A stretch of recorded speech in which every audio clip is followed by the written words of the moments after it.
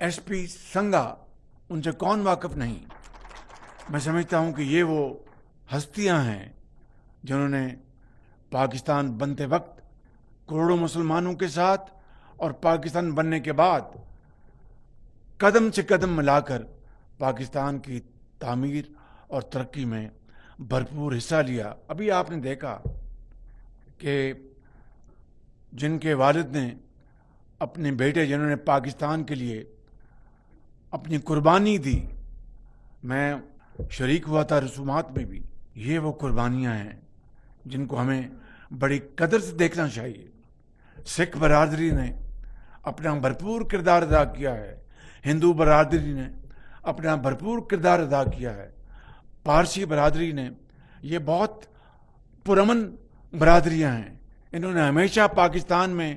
امن سے زندگی گزاری، کبھی کسی لڑائی جھگڑے کا حصہ نہیں بنے۔